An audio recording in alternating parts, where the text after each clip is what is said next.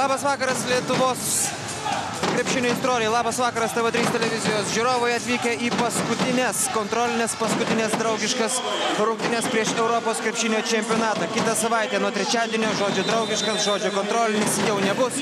O šiandien mes dar vis galime paeksperimentuoti ir galime pasižiūrėti paskutinį kartą, kaip sekasi ruoštis Lietuvos komandai šitoms be galo atsakingoms, be galo svarbioms pirmenybėms. Ir mes, žinoma, laukiame tik tai pačių geriausių rezultatų juose, o šiandien, ko gero, ne tik tai kontrolinės, ne tik tai draugiškos, bet ir tokios palydėtuvių rungtynės į Europos krepšinio čempionatą. 3 rungtynių arbitrai buvo jūsų ekranuose, na, o kol krepšininkai apšilinėja, aš keliauju iš karto prie pačios svarbiausios naujienos, kuri jau yra dabar.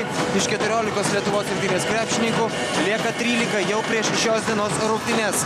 Darjušas Lavrinovičius vis dėlto gavo traumą kojoje tokią, kuri neleidžia jam dabar pilną jėgą žaisti, neleidžia pilną jėgą treniruotis, ir tai reiškia, kad Darjušo Lavrinovičiaus Europos krepšinio čempionate nebus. Šiandien jis toks pats žiūrovas kaip ir mes.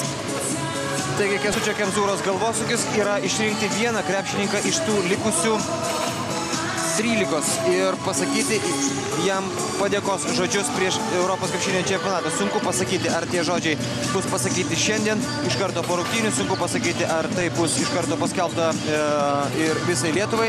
Igoris Kokoskovas, vyriausiasis Gruzijos rinktinės treneris, dirbantis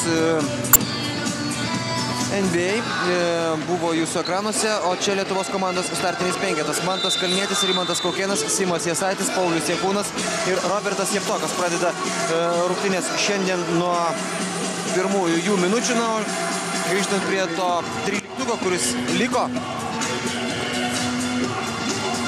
tai klaustukas tebėra ir ties Kšištofo Lavrinovičiaus pavardė, ir šiandien yra tas mačas, kuriame tiek pats Kšištofas, tiek ir komandos treneriai, ir ko gero mes taip pat, nors mūsų žodžius čia nieko nereiškia, galėsime pasižiūrėti, ar Kšištofas sugebės įsijungti į žaidimą ir dalyvauti jame pilna jėga, visų 100%. Kšištofui Lavrinovičiui kol kas šiame Europos krepšinio čempionate, tai yra prieš šį Europos krepšinio čempionatą pasirinkimo cikle pavyko sužaisti tik tai 2 rungtynes.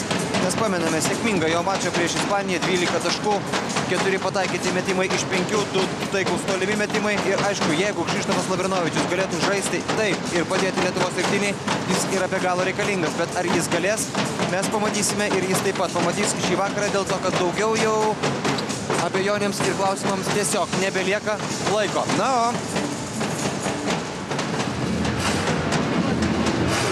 o visi kiti Lietuvos krepšininkai atrodo yra daugiau mažiau sveiki.